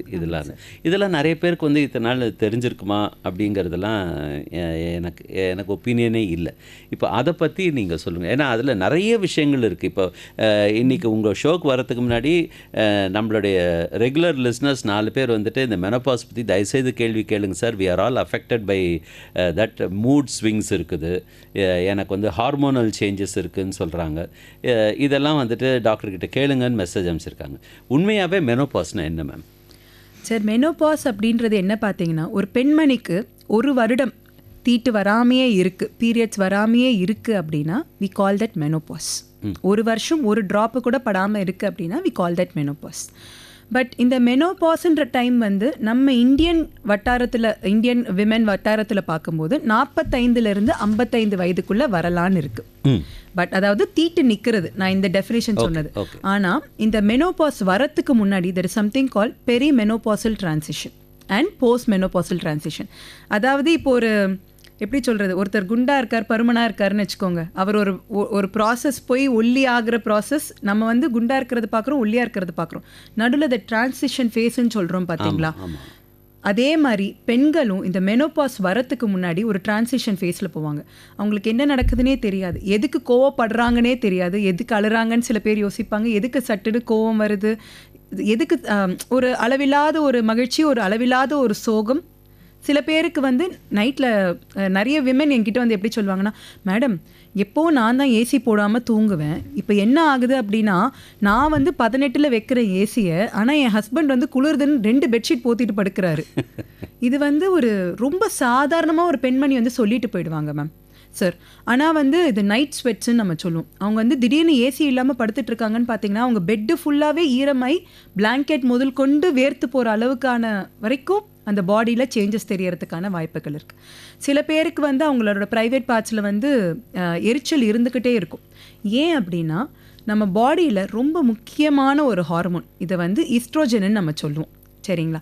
இந்த ஹார்மோன் வந்து நம்ம கருமுட்டைகள் சுரக்கும். நமக்கு ஏஜ் அதிகமாக ஆக நம்ம கருமுட்டைகள் அளவு தீந்து போயிடும். தீந்து போகும்போது இந்த ஹார்மோனோட சுரக்கிற தன்மையும் குறைஞ்சிரும். இந்த ஹார்மோன் இல்லாத பட்சத்திலேயே பெண்களுக்கு இந்த ஒவ்வொரு தொந்தரவுகளாக வர ஆரம்பிக்கும். It is something many. இந்த காலத்தில் பார்த்துருந்தீங்க அப்படின்னா அவங்க வந்து ஒரு 30 வயசுக்குள்ளேயே அவங்க குழந்தைக்கு வந்து குழந்தை பிறந்திருக்கும், புரியுதுங்களா. ஸோ அவங்க லைஃப் வந்து ஒரு ரொட்டேஷனாக போயிட்டே இருக்கும், ஏதாவது ஒன்று வேலை பண்ணிகிட்டே இருப்பாங்க. இப்போ இந்த இருக்கிற சூழ்நிலையில் பார்த்தீங்கன்னா அவங்களே 30 வயசில் தான் குழந்தை பெற்றிருக்காங்க. அதுக்கப்புறம் பார்த்தீங்கன்னா அவங்க பொண்ணு ஒரு 35 வயசில் தான் குழந்தை பெற்றிருக்காங்க. So by the time they are 60, 70 only they see the grandchildren. So they are unoccupied. So all these things இது எல்லாமே வந்து ஒரு அப்சர்ஜாக அவங்களுக்கு வந்து மெனோபாசலில் போகிற விமனுக்கு வந்து it comes out very badly. இது மட்டும் இல்லாமல் சில கம்ப்ளைண்ட்ஸ், இது வந்து அவங்க சொல்கிற கம்ப்ளைண்ட்ஸ், அது இல்லாமல் அவங்களோட கால்சியம் லெவல்ஸ், போனோட டென்சிட்டி லெவல்ஸ், இது எல்லாமே வந்து மெனோபாஸில் குறையறதுக்கான வாய்ப்புகள் மிக மிக அதிகம். ஸோ என்னுடைய கைண்ட் ரெக்வெஸ்ட் என்ன அப்படின்னா, உங்கள் வீட்டில் யாராவது ஒரு பெண்மணி, உங்கள் அம்மாவோ சரி, உங்கள் பாட்டியோ சரி, உங்கள் ஒய்ஃபோ சரி, யாராவது இந்த மாதிரி ஒரு கஷ்டத்தில் இருக்காங்க, ஏன் அப்படி நடந்துக்கிறாங்க அப்படின்னா, என்னுடைய ஒரே ஒரு விண்ணப்பம் என்ன அப்படின்னா, just try to be adjusting. அவங்களுக்கே தெரியாது, அவங்க வேணுன்ட்டே சில விஷயங்கள் பண்ணுறது கிடையாது. இது வந்து நான் மனநோயின்னு சொல்ல மாட்டேன் கண்டிப்பாக. ஏன்னா the body goes through so much change, they are not able to handle it. ஒரு ப்ரெக்னென்ட் லேடி ஒரு குழந்தைய அடம் பிடிச்சா என்ன பண்ணுவீங்க? அடிப்பீங்களா? இல்லை இல்லையா? ஆதரவாக கொடுத்து பேசி நம்ம சமாதானம் பண்ணுற மாதிரி அவங்களுக்கும் நம்ம ஹெல்ப் பண்ணுறதுக்கு என்னென்னலாம் பண்ணணுமோ கண்டிப்பாக பண்ணி அவங்களுக்கு ஒரு தேவையான சப்ளிமெண்ட்ஸ், கால்சியம் சப்ளிமெண்ட்ஸோ இல்லை அவங்களோட வாழ்வாதாரத்துக்கு தேவையான விட்டமின் இ சப்ளிமெண்ட்ஸோ இதெல்லாம் கொடுத்தோம்னாலே தே வில் ஃபீல் பெட்டர். சில பேருக்கு இதையும் மீறி தொந்தரவு இருக்குது அப்படின்ற போது they will NEET additional care which we can provide. இப்போ எனக்கு ஒரு வாட்ஸ்அப்பில் ஒரு மெசேஜ் வந்திருக்கு. அவங்க என்ன சொல்கிறாங்க, I am 45 years. Yes. Okay, எனக்கு வந்து சமீப காலங்களில் நிறைய செல்ஃப் டவுட், செல்ஃப் பிட்டி ரெண்டும் வருது. இது வந்து மெனோபாஸ் சம்மந்தமான வியாதியா அப்படின்னு கேட்குறாங்க. செல்ஃப் டவுட், செல்ஃப் பிட்டின்றதை விட are we not worth, I think that would be the better. அதை தான் அவங்க சொல்கிறாங்க. Are we not worth. ஏன்னா நம்ம என்ன நினைப்போம், எங்கள் அம்மா எப்போவுமே சொல்லுவாங்க, அம்மா எனக்கு நீங்களாம் ஸ்கூல் படிக்கும்போது நான் காலையில் 5 மணிக்கு எழுந்து டக்கு டக்கு டக்குன்னு எல்லாத்தையும் முடிச்சிடுவேம்மா, 8 மணிக்கு நீங்கள் முடிக்கிறதுக்குள்ளே. இப்போ என்னால் அது முடியல அப்படின்னு எங்கள் அம்மா நான் காலேஜ் படிக்கிற காலத்தில் சொல்கிறது உண்டு. That is one kind of self doubt sir. Am I not வர்த்தி, என்னால் இது பண்ண முடியாதா? அது செல்ஃப் பிட்டி தானே. அது அப்போ எனக்கு புரிஞ்சுக்கிற அளவுக்கு புத்தியும் இல்லை, அந்த அளவுக்கு எனக்கு மெச்சூரிட்டியும் இல்லை. இப்போ நான் வந்து யோசிக்கிறேன், டைம் இருந்திருக்காது ஃபர்ஸ்ட். இல்லை சார் சொல்கிறேன். அப்போ வந்து என்னம்மா நீ சும்மா சும்மா இதையே சொல்லிட்டு இருக்க. ஐ திங்க் அந்த டைமில் நான் எங்கள் அம்மாவுக்கு சப்போர்ட்டிவாக நின்று, இல்லை மம்மி நீங்கள் நல்லா தான் பண்ணுறீங்க, நீங்கள் பண்ணுறதே எனக்கு போதும் அப்படின்னு நான் சொல்லியிருந்தேன்னா it wouldn't have affected her. கண்டிப்பாக இது என்ன ஆகும்னா, ஒரு சின்ன சின்ன விஷயமும் நம்மளை அஃபெக்ட் பண்ணும். இதனால் நம்ம பண்ண முடியலை. இது வந்து ஒரு கிலோமீட்டர் டக்கு நடந்துட்டு இருப்பாங்க, இப்போ வந்து அவங்களால 1/2 கிலோமீட்டர் கூட நடந்திருக்க முடியாது. அப்போ நம்மளால் முடியாதா? It is not self doubt or self pity. It is just that we are ageing and we need to take help at some point. And one more thing which I feel, அவங்களுக்கு வந்துட்டு தனக்கு வயசாயிடுச்சு அப்படிங்கிறதே நம்ப முடியாத ஒரு கண்டிப்பாக நம்ப வேண்டாம் சார். கண்டிப்பாக நம்ப வேண்டிய அவசியமே கிடையாது. நான் என்ன சொல்கிறேன்னா, 20ல் பண்ணுறத 40லையும் பண்ணலாம், பட் கொஞ்சம் ஸ்லோவாக பண்ணுற மாதிரி இருக்கும், அவ்வளோதான். கண்டிப்பாக 20ல் என்னென்ன நான் பண்ணிட்டு இருந்தேனோ 40ல் நான் அதையும் பண்ணுவேன், ஆனால் கொஞ்சம் ஸ்லோ பேஸில் போகணும், அவ்வளோதான். Don't compare your self with your childhood. நீங்கள் சின்ன வயசில் பண்ணதை இப்போ ஏன் என்னால் பண்ண முடியலன்னு யோசிக்காதீங்க. கண்டிப்பாக மேடம், நீங்கள் காலர், நான் நிஜமாக சொல்கிறேன், I feel you are worth more than that. கண்டிப்பாக செல்ஃப் பிட்டி அது எல்லாமே கண்டிப்பாக வேண்டாம். நீங்கள் நினச்சா முடிக்க முடியாதது எதுவுமே இல்லைன்றதை மட்டும் யோசிச்சுக்கிட்டு positive thoughts will always take you forward. கண்டிப்பாக இதில் உங்களுக்கு வந்து I really wish I could talk to you personally and help you. சகத்தோழியே, நீங்கள் வந்துட்டு எனக்கு ஒரு செய்தி அமைச்சிருக்கிறீங்க இல்லையா, அதுக்கான அழகான ஒரு பதில் அவங்க கொடுத்துருக்காங்க. இனிமேல் உங்களுக்கு அந்த 2 விஷயமும் இல்லாமல் நீங்கள் உங்களையே நம்ப ஆரம்பிங்க. ஆனால் அந்த செல்ஃப் டவுட் வந்துட்டு எல்லாருக்கும் கூட வருது, எல்லாருக்குமே இருக்க தான் செய்யும். வயசுலையுமே இருக்கு, ஜென்ஸுக்கு கூட இருக்கும் மேடம். அண்ணான்னு கூப்பிட்டு இந்த இடத்துல திடீர்னு அங்கிள்னு கூப்பிட்டா நெஞ்சு டமார்னு வெடிச்சிடும் நமக்கு. அதனால என்ன தம்பி, கரெக்டா? பார்த்தீங்களா? ஆமாம் ஆமாம், அப்படிதான் அப்படிதான். அதனால் அது வந்துட்டு அது ஒரு பெரிய விஷயமே கிடையாது. அதனால் மை டியர் ஃப்ரெண்ட், நீங்கள் வந்துட்டு இதை ஒரு பாசிட்டிவாக எடுத்துக்கங்க. நீங்களே வந்துட்டு நீங்கள் யூ ஆர் குட் அப்படிங்கிறத மனசு, you are more than enough sir. Yes, அவ்வளோதான், இந்த ஒரு மோட்டோ தான். Yes, very good, thank you. இன்னும் ஒரு 5 minutes கூட இல்லாத இந்த நேரத்தில் உங்ககிட்ட முக்கியமாக வந்துட்டு நான் ஒரு கேள்வி கேட்கணும் அப்படின்னு சொல்லி பார்க்குறேன். நிறைய மித்ஸ், டூஸ் அண்ட் டோன்ட்ஸ்ன்னு சொல்கிற மாதிரி ஒரு மித்ஸ் இருக்குது. ஐயோ, ப்ரெக்னெண்ட்டாக இருக்கிறவங்க வந்துட்டு இந்த இதெல்லாம் எக்லிப்ஸ் வந்தால் வந்துட்டு கருப்பு துணியெல்லாம் போட்டு மூடிக்கணும் அப்படின்னு சொல்லி ஒரு மித் இருக்குது. அதுக்கப்புறம் வந்துட்டு ராத்திரி விளக்கு வச்சதுக்கப்புறம் வெளியில் போகக்கூடாதுன்ற இது மாதிரி நிறைய விஷயங்கள் இருக்குது. இது மித்ஸ் எல்லாம் வந்துட்டு எந்த அளவுக்கு உண்மை, என்ன நீங்கள் ஆஸ் அ டாக்டர் நீங்கள் என்னென்னலாம் கேள்விப்படுறீங்க, ஏன் தப்பு அப்படின்றத கொஞ்சம் சொல்லுங்கள். இதில் நீங்கள் சொன்னதில் எதையுமே வந்து நான் இது வந்து மித்துன்னு கூட இல்லை, இதெல்லாம் மூட நம்பிக்கைன்னு சொல்லலாமா? மூட நம்பிக்கைன்னு சொல்லுங்க. அதாவது மூட நம்பிக்கையை ஒழிக்கிறது தான் நம்மளுடைய முக்கியமான வேலை. இதில் வந்து எக்லிப்ஸ் அந்த காலத்தில் என்னென்னா கதிர்வீச்சுகள் ஏதாவது இருக்குமோன்றது அந்த காலத்து ஒரு பயம். பட் இந்த காலத்தில் சார் அப்ராட்லலாம் பார்த்தீங்கன்னா அந்த எக்லிப்ஸை ஒரு டெலஸ்கோப்பை வச்சு நேராக பார்த்துக்கிட்டு ஃபோட்டோ எடுத்து போடுறவங்களும் இருக்காங்க. அவங்க குழந்தை நல்லா தான் இருக்குது. ஸோ கருப்பு துணி மூடுறதால எக்லிப்ஸோட பாதிப்பு ஒன்றுமே ஆக போகிறதில்ல. Eclipse does not cause anything. அந்த டைமில் சாப்பிடக்கூடாதுன்னு சொல்கிறது, ரூம்குள்ளே இருட்டு பூட்டி வச்சுக்கிறது, இது எல்லாமே கண்டிப்பாக பண்ண வேண்டிய அவசியமே கிடையாது சார். ஏன்னா வந்து it does not cos any magnetic effect, it does not cos any radiation. இது எதுவுமே இல்லாதப்போ how's it going to affect the child? It won't. கண்டிப்பாக அஃபெக்ட் பண்ணாது சார், கண்டிப்பாக. அண்ட் இந்த 6 மணிக்கு மேலே அந்த காலத்தில் என்ன நான் நினைக்கிறேன் அப்படின்னா, மேபி லைட்ஸ் இருந்திருக்காது, தடுக்கி கிடுக்கி எங்கேயாவது விழுந்துட போகிறாங்க, அடிபட்டுறக்கூடாதுன்றதுக்காக அந்த காலத்தில் விளக்கு வச்சதுக்கப்புறம் வெளியில் போகாதமான்னு சொல்லுவாங்க. இப்போ நீங்கள் பார்க்குறீங்களே எல்லா இடத்துலையும் ஜெகஜோதியாக எல்லா மால்லையும் லைட்டு போட்டு அவ்வளோ அழகாக வச்சுருக்காங்க. My only thing is wherever you go travel safe, go with a companion. கூட யாராவது ஒருத்தங்களை கூப்பிட்டுட்டு போங்க, அது மட்டும்தான். இருட்டுக்கு அப்புறம் போகிறீங்க இல்லை காலையிலுமே போகிறீங்கன்னா கூட கோ வித் அ கம்பேனியன். மாதமாக இருக்கும்போது தனியாக ட்ராவல் பண்ணுறதுன்றது வந்து இந்த காலத்துலேயுமே வந்து நாட் அக்செப்ட். திடீர்னு ஒரு வலி வருதோ இல்லை பனிக்குடம் உடையுதோ இல்லை உங்களுக்கு ஏதாவது தொந்தரவு வருது அப்படின்னா you should have someone next you. Phone மட்டுமே வச்சுக்கிட்டு நம்ம வாழ்ந்துடலான்னு இருக்க முடியாது. சம்டைம்ஸ் வி நீட் பக்கத்துல இருந்து ஒரு ஆள் வேணும். கண்டிப்பா தேவை, அவசியமான. கண்டிப்பா சார், கண்டிப்பா. ஸோ இதுக்கப்புறம் இன்னொரு 2 நிமிஷத்துல நீங்க வந்துட்டு சொல்லுங்க, ஒரு பிரெக்னன்ட் லேடி என்னென்னலாம் செய்யக்கூடாது, என்னென்னலாம் செய்யலாம்? பிரெக்னன்ட் லேடி வந்து என்னென்ன செய்யணுன்றதை நான் முதல் சொல்லிடுறேன். ஆரோக்கியமாக சாப்பிடணும், நல்லா நடக்கணும், நிம்மதியாக இருக்கணும், சண்டை போடக்கூடாது, கோவப்படக்கூடாது. இது அவங்களோட ஹஸ்பண்ட் கிட்ட சண்டை போடக்கூடாது, ஹஸ்பண்ட் வைஃப் கிட்ட சண்டை போடக்கூடாது. அப்படி சொல்லிடணும். இதுல வந்து என்ன ஒரு விஷயம் அப்படின்னா, 2 பேருக்கு கண்டிப்பா சாப்பிடாதீங்கம்மா. உங்களுக்கு தேவையான அளவுக்கு சாப்பிடுங்க. ஒரு பிரெக்னன்சியில் ஒரு பெண்மணி வெயிட் கெயின் பண்ண வேண்டிய அளவு வந்து 8 to 12 கிலோ மட்டும்தான். ஸோ இதில் வந்து சில பேர் வந்து பப்பாயா சாப்பிடக்கூடாது, மேங்கோ சாப்பிடக்கூடாது, சிக்கன் சாப்பிடக்கூடாது. இதில் எதுவுமே வந்து it does not affect it. சயின்டிஃபிக்காக இதில் எதுவுமே வந்து இதெல்லாம் ப்ராப்ளம் ஆகுன்றது எங்கேயுமே கிடையாது. எங்கள் அம்மாவுமே இதான் சொன்னாங்க. ஆனால் நான் என் ப்ரெக்னன்சியில் எல்லாத்தையுமே சாப்பிட்டேன், என் பையன் நல்லா தான் இருக்கான், அதனால் பயப்பட வேண்டிய அவசியம் கண்டிப்பாக கிடையாது. The next thing is that அடுத்தது வந்து என்னென்னா, ட்ராவல் கண்டிப்பாக பண்ணலாம். உங்களுக்கு ப்ளீடிங் தொந்தரவு எதுவும் இல்லை, வயிறு வலி எதுவும் இல்லை, உங்கள் டாக்டர் ஓகே சொல்கிறாங்க அப்படின்னா yes you can travel. Safe travelling is absolutely acceptable. விமானத்தில் பயணிக்கணும்னு நினச்சாலும் 28 வாரத்துக்குள்ளே நீங்கள் கண்டிப்பாக பயணிக்கலாம். மேக்ஸிமம் 30 வாரத்துக்குள்ளே கண்டிப்பாக விமானத்தில் பயணிச்சுட்டு வரலாம். 30 வாரத்துக்கு அப்புறம் it is not advisable to travel long distance. என்ன ஒரு ட்ராவலாக இருந்தாலும் 3 மணி நேரத்துக்கு கம்மியாக ட்ராவல் பண்ணுறது அப்சல்யூட்லி பெட்டர். நீங்கள் ட்ராவல் பண்ணும்போது உங்கள் கால் கையை மூவ் பண்ணி கொஞ்சம் நடந்துக்கிட்டே இருந்தீங்கன்னா ரத்த ஓட்டம் சீராக இருக்கும், ரத்தம் கட்டுற தன்மை இல்லாமல் இருக்கும். ஸோ அது எல்லாமே நீங்கள் கண்டிப்பாக பண்ணலாம். சரிங்களா? பண்ணக்கூடாதது அப்படின்னா இந்த ஹெவி வெயிட் லிஃப்டிங் இதெல்லாம் கண்டிப்பாக பண்ணாதீங்க. சில பேர் இப்போலாம் தலைக்கீழாக தொங்கியே வந்து யோகாலாம் பண்ணுறாங்க. I absolutely accept. If you have been doing it before your pregnancy, கண்டிப்பாக you can accept it, you can do it even after pregnancy. கண்டிப்பாக பண்ணலாம், ஒன்றுமே ப்ராப்ளம் கிடையாது. த்ரெட்மில்ல ஸ்லோவாக வாக் பண்ணலாம். ஒரு நாளைக்கு கண்டிப்பாக நீங்கள் 30 நிமிஷம் சாப்பிட்டதுக்கப்புறமும் சரி, morning, evening and afternoon, night எப்போவுமே கண்டிப்பாக வாக் பண்ணலாம். Thank you so much doctor Archana Sampath அவர்களே. நீங்கள் வந்துட்டு பார்த்தீங்கன்னா இந்த 1 மணி நேரத்தை வந்துட்டு நிறைய விஷயங்கள் சொன்னது மட்டும் இல்லை, நிறைய இன்ஃபர்மேஷனோடு சேர்த்து அதை ஒரு என்டர்டெய்னிங்காக நீங்கள் கொடுத்தது தான் வந்து ஹைலைட் ஆஃப் திஸ் ப்ரோக்ராம் நினைக்கிறேன்.